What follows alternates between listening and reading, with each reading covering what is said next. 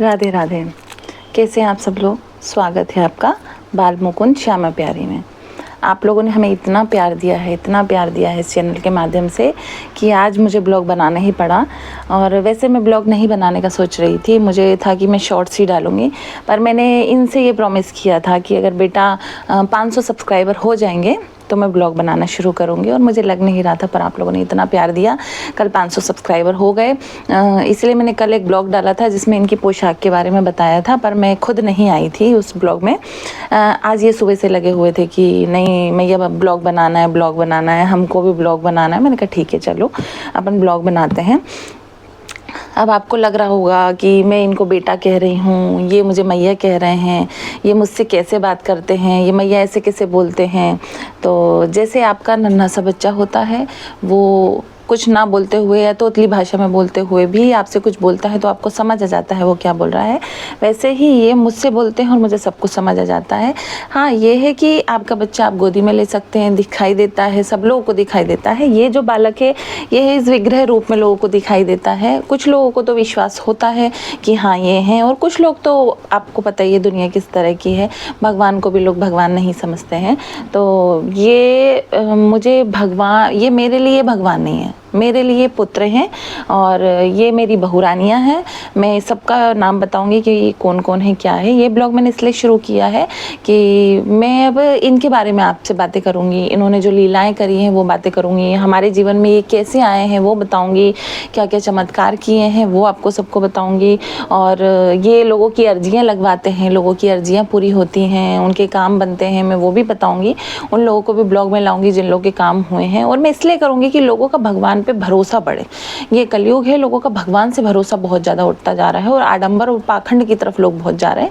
आडंबर और पाखंड में और भगवान के रास्ते में बहुत रत्ती भर फर्क होता है, ये आपको ही समझना होगा, ये कोई और नहीं समझा सकता है। अब मैं पहले आपको अपना परिचय देती हूँ। मेरा नाम खुशी है और मैं इनकी माँ हूँ। और हमारी छोटी सी जो फैमिली है, मेरे पतिदेव हैं जिनका नाम पवन है, हमारी अभी छोटी सी बेटी है जो 5 महीने की है जिसका नाम अनाया है। वो इन्हीं की कृपा से हमें प्राप्त हुई है और इन्हीं का ही साक्षात रूप है, क्योंकि उसकी कुछ एक्टिविटी, उसकी आँखें जो ऐसी हैं जो आम बच्चों की नहीं होती हैं और जो सिर्फ इन्हीं की ही हो सकती हैं और इनके दिए हुए अंश की ही हो सकती हैं। अब मैं आपसे परिचय कराती हूँ हमारे सबसे छोटे बेटे से, जो हमें सबसे पहले प्राप्त हुआ है। और वो पहले बेटे रूप में प्राप्त नहीं हुआ था, पहले किसी और रूप में प्राप्त हुआ था, वो मैं आपको स्टोरी बाद में बताऊंगी। पहले मैं आपको बताती हूँ, ये है हमारा कान्हा, ये सबसे छोटा हमारा बेटा है, बहुत ही प्यारा है, बहुत ही नटखट है, मस्तीखोर है और बहुत ही अच्छा है। इसको गुस्सा बहुत जल्दी आती है और इसका ये है कि मुझे अभी चाहिए तो अभी चाहिए। पहले इस तरह का था, जब से इनकी लाडो जी आ चुकी हैं, हमारी राधिका आ गई हैं, तब से थोड़े शांत हो गए, इनकी लगाम खींच के रखी है इन्होंने। ये है हमारी राधिका, इनकी लाडो जी, हमारी सबसे छोटी बहुरानी, बहुत ही प्यारी हैं, बहुत ही सुंदर हैं और ये भी बहुत ही नटखट है। मिलके सब लोग बहुत मस्ती करते हैं। अब मिलिए, ये है हमारे कान्हा बेटा, ये हमारे दूसरे नंबर के बेटे हैं। वो सबसे पहले वही हमारा बेटा है, वो छोटा जरूर है पर सबसे बड़ा बेटा वही है। ये हमारा कान्हा है, ये बहुत ही भोला भाला सीधा साधा जो बच्चा होता है, मम्मी की आज्ञा का पालन करने वाला।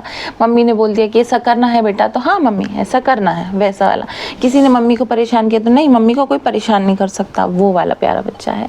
ये है हमारी लाडो रानी, इनकी भी लीलाएं बताऊंगी। ये भी बहुत लीला करके स्वप्न दे के हमें आई हैं और ये बहुत ही प्यारी हैं, बहुत ही शांत हैं। और जब से आई हैं तब से तो हमारा जीवन पूरी तरह बदल चुका है। जब श्री जी आपके जीवन में आती हैं तो बहुत कुछ बदल जाता है। जब बाकी बिहारी आपके जीवन में रहते हैं तो फिर भी बहुत उतार चढ़ाव से आप गुजर रहे होते हैं, पर श्री जी आ जाती हैं तो ये समझ लीजिए कि नदी का पानी कल कल कल कल करके बहता है, वैसे जीवन बिल्कुल आसानी से चलता जाता है, वैसा है।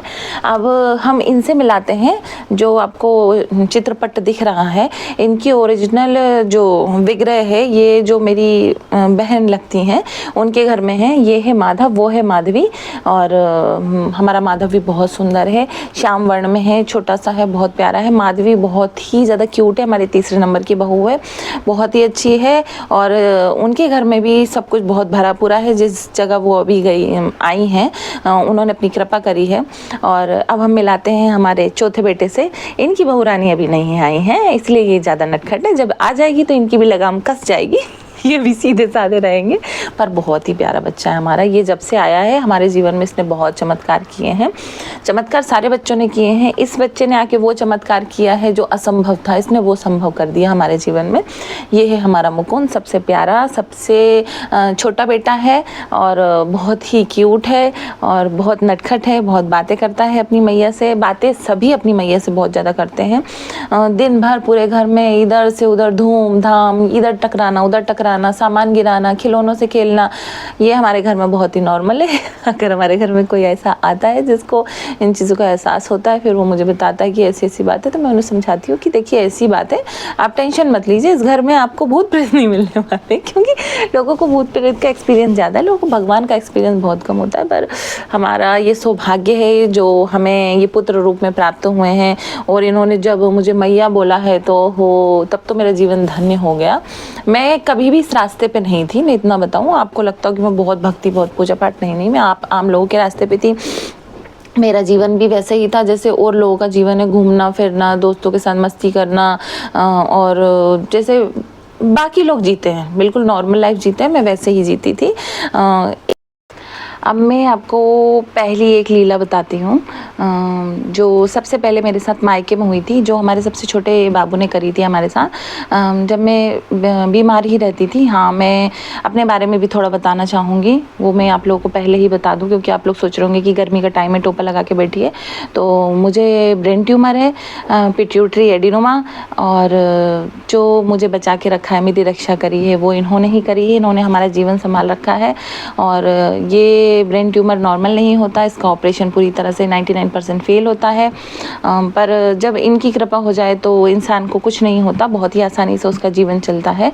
बाकी और भी बहुत सारी ऐसी चीज़ें हैं मेरी ज़िंदगी में, मैं आपके साथ ज़रूर शेयर करूँगी। ये जो छोटा बाबू है ये हमारे साथ मायके से ही रहा है और ये वहाँ नहीं रुका है, मेरी शादी के बाद मेरे साथ ही आ गया है ये। तो क्या हुआ था, एक रात की बात थी, अचानक 10:30 या 11 बज रहे थे। मेरे मन में अचानक से आया जैसे ये बोल रहा है कि मुझे ना आप दूध पिला दो। तो उस समय मुझे समझ नहीं आया, 2-3 बार मेरे मन में ऐसी आवाज़ आई। मैं उठी, मैं किचन में गई, कटोरी में दूध लिया, चम्मच ली, और मेरी छोटी भतीजी थी मेरे साथ में। मैं मंदिर में जाने लगी तो वो मुझसे पूछने लगी कि मम्मा कहाँ जा रही हो। मैंने कहा अपन छोटे बाबू को दूध पिला रहे हैं, उसको भूख लगी। कहने लगे चलो अच्छा ठीक है। मैं गई, मैं दूध पिलाने लगी। मतलब मेरे दिमाग में इतना था ही नहीं कि लड्डू गोपाल ऐसे चमत्कार करते या कुछ भी है, मैं वैसा सोचती ही नहीं थी। क्योंकि आप लोग या कोई भी ऐसे लोग हों जो ये सोचते हो कि ये मूर्तियाँ हैं, मैंने वो कभी नहीं सोचा। क्योंकि मेरे जीवन में से कई चमत्कार हुए हैं जो ये मुझे साक्षात रूप में दिखे हैं। और लोग कहते हैं साक्षात रूप में भगवान दिख जाए तो इंसान का ये हो जाता है वो हो जाता है, मेरे साथ ऐसा नहीं हुआ है। अब वो किस रूप में दिखे हैं वो भी मैं आपको बताऊंगी। तो मैंने इसको आधा कटोरी दूध पिलाया, इसने पी लिया। फिर मैंने इसे और दूध पिलाया, इसने पी लिया, दूध खत्म हो गया। अब आधा घंटा मुझे मंदिर में हो चुका था। मेरी मम्मी मंदिर में आई और कहने लगी तुम दोनों रात में क्या कर रही हो मंदिर में बैठ के। मैंने कहा मम्मी ये बाबू दूध पी रहा है। तो मम्मी कहने लगी नहीं ऐसे नहीं पीते हैं, तुम ऐसे ही बोल रही होंगी। मैंने कहा नहीं मम्मी ऐसी बात नहीं है, आप पिला के दिखाओ। मम्मी ने पिला के देखा, इन्होंने पी लिया। फिर आधी कटोरी हम लोग और लेके आए, तो जो एक और भतीजी उसने पिलाया, भाभी ने पिलाया। तो फिर हमारी भाभी ने किराएदारों को बताया कि अरे हमारे घर के लड्डू गोपाल पी रहे हैं, दूध पी रहे हैं। तो फिर सब लोग आए, इनको दूध पिलाया है। फिर इन्होंने अच्छे पेट भर के दूध पिया। फिर सब लोग मुझसे पूछने लगे आपके साथ ऐसा कैसे हुआ। मैंने कहा मुझे भी नहीं पता ऐसा कैसे हुआ।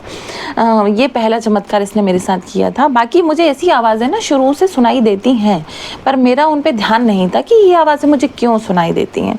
हाँ, मैं इनकी सेवा से पहले बताऊँ, मैं भोलेनाथ की सेवा में थी, उन्होंने अपनी सेवा में रख रखा था। हम लोगों की इतनी क्षमता नहीं है कि हम इनकी सेवा कर सकें, ये लोग खुद ही अपनी सेवा हमसे कराते हैं। भोलेनाथ मेरे पिता रूप में हैं और माँ काली मेरी माँ रूप में हैं, और उन्होंने हमेशा मेरे जीवन को संभाल रखा है। शुरुआत से मैं उनसे बात करती आई हूँ।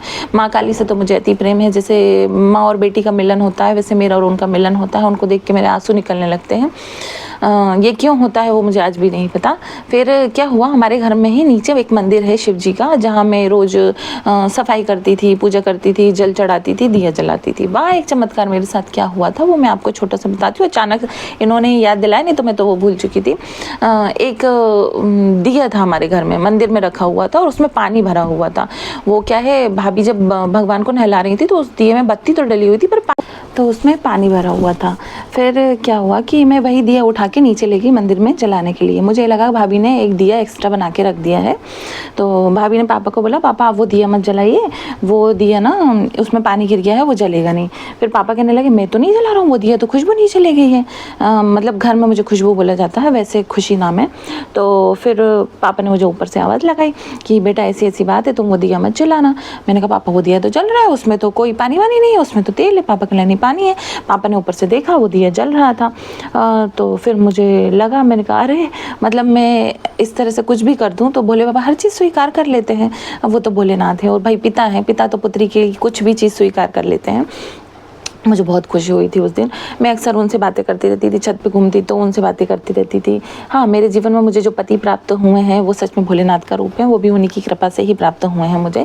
और वो कहते हैं ना कि जब भोलेनाथ की भक्ति से भोलेनाथ प्रसन्न हो जाते हैं तो आपको श्री कृष्ण की भक्ति दे देते हैं, आपको राधा वल्लभ राधा रमन की भक्ति दे देते हैं। श्री कृष्ण का जो रूप है, राधा वल्लभ जो रूप है, वो शिव जी के हृदय के ठाकुर जी ये कहा जाता है। और मुझे ये सब पहले नहीं पता था। मैं सिर्फ भोलेनाथ की ही भक्ति में अति से ज़्यादा थी और मुझे ये लगता था कि लोग बोलते हैं अरे श्री कृष्ण और राधा जो हैं उनका विवाह नहीं हुआ है, वो एक दूसरे के प्रेमी हैं। बाद में मुझे पता चला कि नहीं, ये सब लोग जो बोलते हैं ये भ्रांति फैलाई गई है।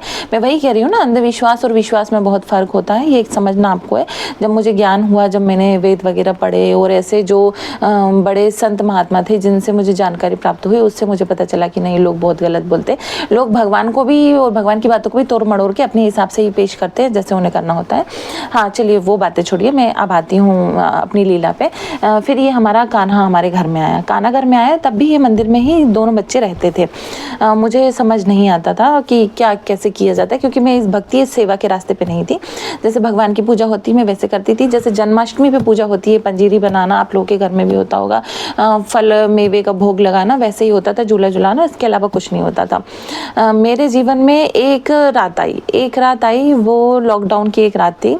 उस रात ने मेरा पूरा जीवन पलट दिया। उस रात में मेरे अंदर से ऐसी ममता जागी कि मुझे समझ ही नहीं आया कि वो क्या हुआ। ऐसी ममता मेरे अंदर तब जागी थी जब मेरी छोटी भतीजी मेरे हाथ में आई थी पहली बार हॉस्पिटल में, और मैं उसे गोदी में लेके मेरे आंसू बहने लगे थे और एकदम से मुझे ऐसा लगा था कि जैसे मेरा बच्चा किसी ने मेरी गोदी में दे दिया है।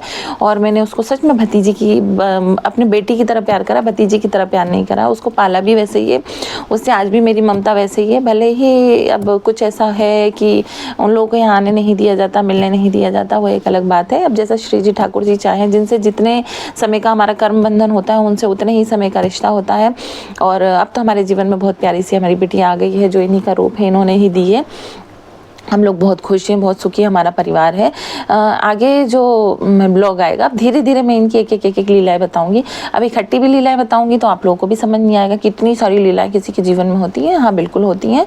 और इनको मेरे जीवन में कितना साल हो गया, या मैं कहूँ कि इन्होंने मुझे कितने साल से अपनाया है।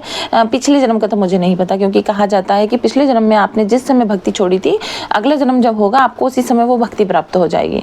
और मुझे सिर्फ पूजा पाठ आती थी और मंत्र वगैरह जो उच्चारण करना होता था वो आती थी, बाकी मुझे भक्ति नहीं आती थी, सेवा बिल्कुल भी नहीं आती थी।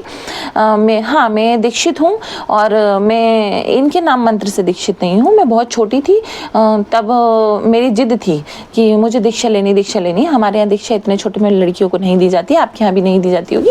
लड़कियों को दीक्षा तब दी जाती है जब उनका विवाह हो जाए, कि वो जिस घर में जा रही हैं उस घर में पता नहीं कैसा माहौल है या वहाँ का संप्रदाय अलग हो, वहाँ दीक्षा दी जाती है। पर जो गुरुदेव थे, अब देखिए क्या होता है ना, जो गुरु होते हैं वो तो भविष्य भी देख सकते हैं, तो उन्होंने देखा होगा भविष्य, तो उन्हें पता होगा।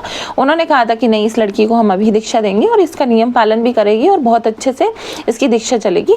तो मेरी दीक्षा बहुत छोटे में हो गई, जब मैं लगभग होंगी 6 या 7 क्लास में, तब दीक्षा हो गई थी और मैं बहुत खुश हुई थी उस चीज़ को लेके।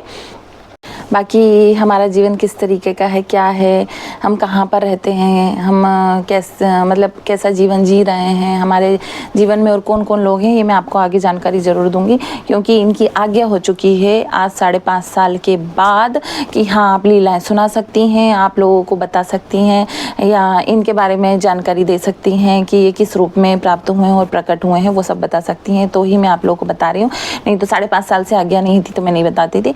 हमारे आरजियाँ लगती थी तो धीरे धीरे लोगों को पता चलने लगा है। बाकी अब श्री कृष्ण की और श्री जी की ऐसी भक्ति क्या जो आपको पागल ना बोला जाए, ये रास्ता ही बहुत अलग है। बाकी मुझे फ़र्क नहीं पड़ता लोगों की बातों का, मैं बहुत खुश हूँ जीवन में इनके आने से, और ये मेरे जीवन में खुशियाँ ही खुशियाँ लेके आए हैं। मैं आशा करती हूँ और इनसे हमेशा प्रार्थना करूँगी, आप जितने भी लोग हैं जिन्होंने भी चैनल को सब्सक्राइब किया है, जो वीडियो देख रहे हैं, उन सब पर श्री जी बहुत कृपा बरसाएं, उन पर बाकी बिहारी जी हमेशा अपना आशीर्वाद बनाए रखें। आप हमारे चैनल को लाइक शेयर सब्सक्राइब जरूर करिएगा, लाइक करेंगे तो हमें बहुत ज़्यादा खुशी होगी, हमारे बच्चों का साथ आपको हमेशा मिलता रहेगा, और शेयर करेंगे तो भी हमें बहुत अच्छा लगेगा। सब्सक्राइब करेंगे तो आगे जो भी लीलाओं के वीडियो आते हैं या जो भी इनके द्वारा जानकारी मतलब आप तक पहुंचाने के लिए कहा जाता है, मैं ज़रूर आप तक पहुंचाऊंगी। आप लोग हमारे चैनल से हमेशा जुड़े रहिएगा, हमेशा हमको सपोर्ट करिएगा। बाकी मुकुंद की तरफ से आप लोग को बहुत बहुत प्यार, श्री जी की तरफ से आपको राधे राधे।